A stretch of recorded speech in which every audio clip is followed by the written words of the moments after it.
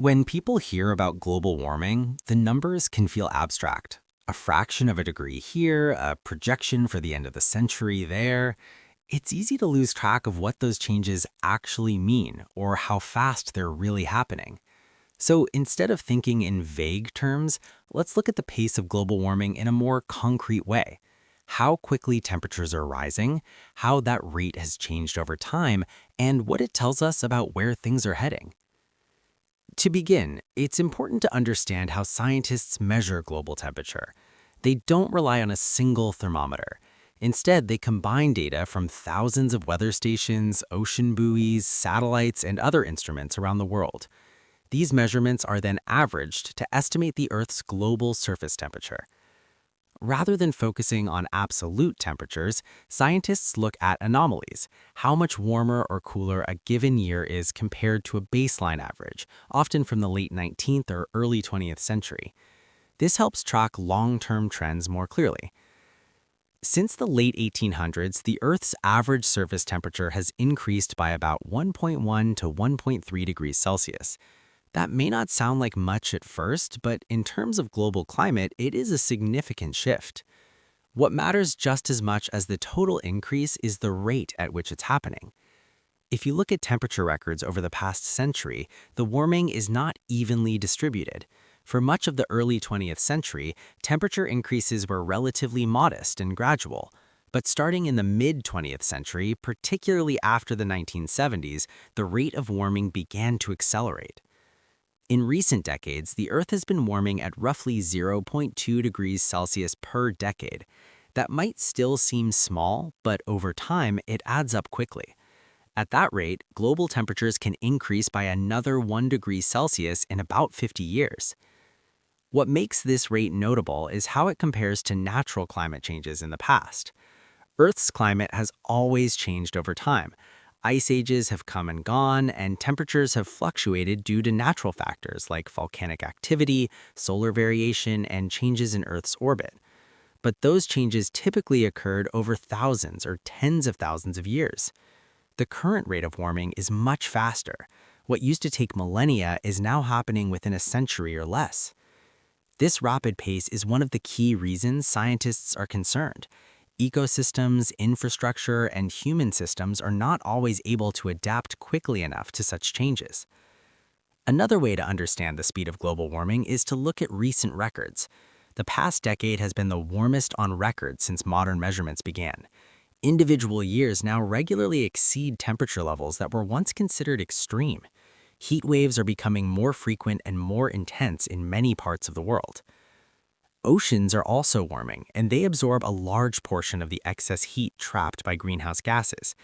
This means that even if surface temperatures fluctuate from year to year, the overall energy in the climate system continues to increase. Ocean warming has its own timeline. Water has a high heat capacity, so it warms more slowly than air, but it also retains heat for longer. This creates a lag effect. Even if greenhouse gas emissions were reduced significantly, the oceans would continue to release stored heat over time, contributing to ongoing warming. Ice provides another clear indicator of how fast changes are occurring. Glaciers and ice sheets in regions like Greenland and Antarctica are losing mass at increasing rates. Arctic sea ice in particular has been declining both in extent and thickness. Summer ice coverage now is significantly lower than it was just a decade ago. These changes are not just gradual trends. In some cases, they show signs of acceleration. For example, the rate of ice loss in certain regions has increased over time, suggesting that feedback mechanisms are at work. Feedbacks are processes that can amplify or slow down climate change. One well-known example is the ice albedo effect. Ice reflects sunlight, helping to keep the planet cool. When ice melts, it exposes darker surfaces like ocean water or land, which absorb more heat. This leads to further warming and more melting. This kind of feedback can increase the effective speed of warming, even if the initial cause, greenhouse gas emissions, remains constant. Speaking of greenhouse gases, their concentration in the atmosphere is another way to measure the pace of change. Carbon dioxide levels have risen sharply since the Industrial Revolution. Before large-scale fossil fuel use, atmospheric CO2 levels were around 280 parts per million. Today, they're over 420 parts per million. This increase has occurred over roughly 150 to 200 years, which is extremely fast in geological terms. Past increases in CO2, such as those following ice ages, happened much more slowly. The current rise in greenhouse gases is directly linked to human activities, including burning fossil fuels, deforestation, and industrial processes. These gases trap heat in the atmosphere, leading to the warming observed in temperature records. Another important concept is climate sensitivity, how much the Earth's temperature responds to a given increase in greenhouse gas concentrations. While there is some uncertainty in exact values, estimates suggest that doubling CO2 levels compared to pre-industrial levels could eventually lead to a temperature increase of around 2 to 4.5 degrees Celsius. This response doesn't happen instantly. It unfolds over decades to centuries due to factors like ocean heat uptake and feedback processes. But it gives an idea of the long-term trajectory associated with current emission trends. Short-term variability also plays a role in how we perceive the speed of warming. Natural phenomena like El Niño and La Niña can temporarily increase or decrease global temperatures. Volcanic eruptions can inject particles into the atmosphere that reflect sunlight and cause short-term cooling. These changes can create fluctuations from year to year, but they do not change the underlying trend. When you look at longer timescales, the upward trend in temperature is clear. One of the challenges in communicating the speed of global warming is that it doesn't feel consistent in everyday life. A change of 1 or 2 degrees in global average temperature doesn't translate directly to the same change in every location. Some regions warm faster than others. Land areas tend to warm more quickly than oceans. The Arctic is warming at a rate several times higher than the global average. This uneven distribution can make the overall rate of warming harder to grasp. At the same time, the impacts of warming are not linear. A small increase in average temperature can lead to disproportionately large changes in extreme events. For example, a slight increase in average temperature can significantly increase the likelihood of heat waves. Warmer air can hold more moisture, which can lead to more intense rainfall events.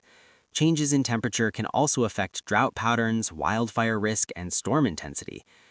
These changes are part of what makes the pace of global warming important. It's not just about how fast temperatures are rising, but how quickly those changes translate to real-world impacts. Looking ahead, the future rate of warming depends largely on human decisions. If greenhouse gas emissions continue at high levels, warming is expected to accelerate further. Some projections suggest that global temperatures could increase by several degrees Celsius by the end of the century under high emission scenarios. On the other hand, if emissions are reduced significantly, the rate of warming can be slowed. It may not stop immediately due to the inertia in the climate system, but it can be limited over time. This means that the speed of global warming is not fixed, it is influenced by both physical processes and human actions. Understanding this helps shift the perspective from inevitability to possibility. Global warming is happening, and it is happening relatively quickly compared to natural climate changes. But how fast it continues to happen and how far it goes depends on what happens next. From a scientific standpoint, the data is clear. Temperatures are rising. The rate has increased over the past several decades. Multiple lines of evidence from atmospheric measurements to ocean heat content to ice loss point in the same direction. What remains uncertain is not whether warming is occurring, but how quickly it will progress in the future. That uncertainty is not due to a lack of understanding of physics, it is largely due to uncertainty about human behavior, energy use, policy decisions, technological developments, and societal choices. In that sense, the question, how fast is global warming really happening, has two answers. One is based on measurements, about 0.2 degrees Celsius per decade in recent years, with clear signs of acceleration compared to earlier periods. The other is based on possibility. It could slow down, stabilize, or speed up depending on what happens next. What is clear is that the pace is already fast enough to create noticeable and sometimes disruptive changes. And it is fast enough that the decisions made today will shape the climate experienced by future generations.